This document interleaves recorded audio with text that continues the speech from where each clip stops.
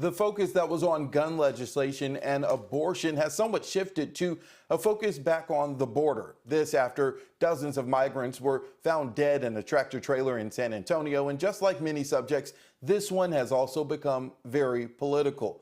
I'm Stephen Dial. This is the politics of Texas. Here's your Fast Four. This week, Governor Greg Abbott and Lieutenant Governor Dan Patrick, along with House Speaker Dade Phelan, reallocated funds aimed at improving school safety and providing more mental health resources. The $105 million spending package took funds from TEA's Foundation School Program. It included $50 million for bulletproof shields, $17 million for districts to buy silent alarms, and investments in telemedicine and other mental health resources. Two North Texas school districts made changes to their dress code. Forney ISD banned hoodies, skirts, and dresses. Corsicana ISD also banned hoodies. Forney ISD leaders said the change was to prepare students for the professional world with proper attire. Parents spoke out saying the policy doesn't make sense. One student started a petition. As of Tuesday, it gained more than 5,000 signatures. Now that the Supreme Court struck down the landmark decision with Roe v. Wade, the decision about abortion lies with the states. Texas already has one of the most restrictive abortion laws in the country. But this week, abortion providers went to court challenging the state's trigger law. A law passed last year said if and when Roe is overturned, a trigger law would start in 30 days. There was confusion after Attorney General Ken Paxton told local officials that they could immediately start enforcement. A Houston judge temporarily allowed providers to do abortions up to 6 weeks while things played out in court. The death of dozens of migrants in San Antonio is said to be the deadliest human smuggling incident in the country.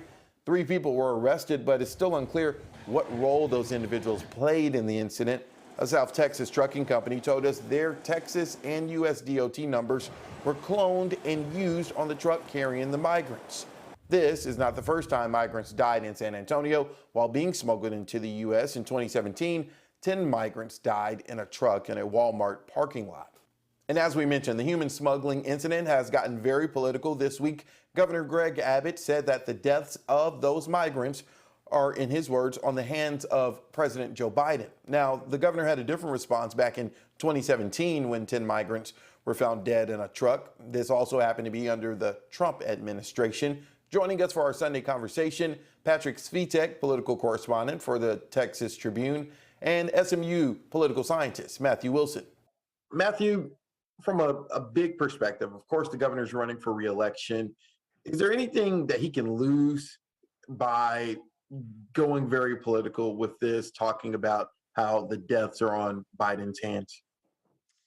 I don't think he has a lot to lose. I mean, certainly you want to express sympathy for the victims here, as well as expressing outrage over the fact that such a horrible thing would occur. But clearly it is in the governor's interest to tie President Biden to the crisis at the border. And I think he'll be trying to do that in a variety of different ways. And it is a source we see nationally of dissatisfaction with President Biden, the immigration situation. And I think the governor is leaning hard into that and wanting to make sure that people's dissatisfaction with the Biden administration's border policy attaches itself to this migrant tragedy as well. Patrick, 10 migrants were found dead in a truck in San Antonio in 2017 during the Trump administration. What's different now?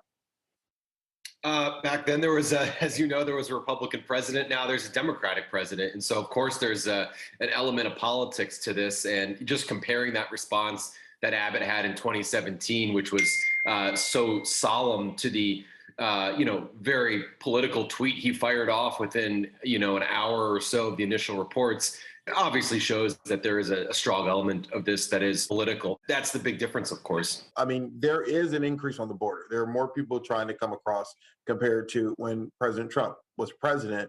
But does this take it a step further, making it seem like it's all Biden's fault, or is it all Biden's fault? Well, it's not all Biden's fault. I mean, very seldom is anything in politics all anyone's fault.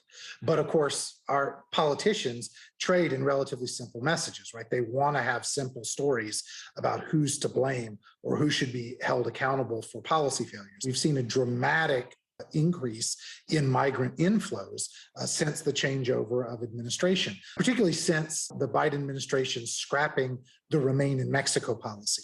And so if Abbott and others want to point to one particular policy shift that has potentially resulted in this surge of migrants across the border, it would be the move away from that Remain in Mexico policy, which the Trump administration believed in very strongly.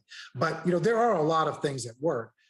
The Biden administration's policies are certainly one aspect of the border crisis, but it's not the entire story about why we see significant numbers of migrant inflows. Patrick, would it be a step too far to say that, the governor has Operation Lone Star? They have additional resources on the border. So is some of this onus on the governor since he has resources on the border to try to stop the very thing that happened this week? Sure, I think it's definitely fair game to, say that, given all that the governor has tried to do to secure the border and deal with this issue at the state level, that there should be some accountability there when we learn about things like what happened in San Antonio. And if the governor is out there saying that we're doing more to secure the border than Biden, then it's fair to question, why have those efforts not stemmed this influx, or why are we still having horrific trafficking incidents under these efforts like we just had in San Antonio? Final question to both of you. Will the border be the issue that's talked about all summer, or will it be the now gun law or abortion? Patrick?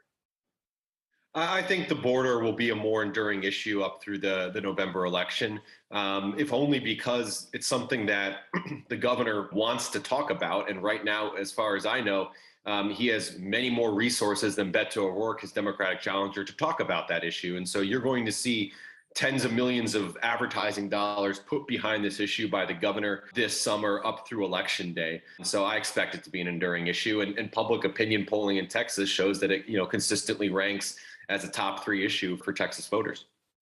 Matthew, will the border be the top issue heading into the fall? It will be an issue. I expect the governor to talk a lot about the border. I expect O'Rourke to talk a lot about abortion.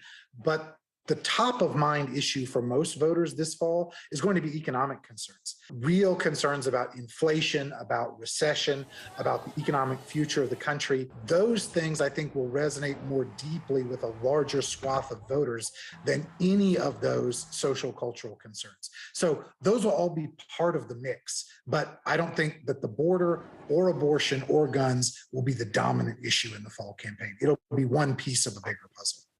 As always, for the latest political news, head over to our website, fox4news.com. We'll see you next time for another edition of The Politics of Texas.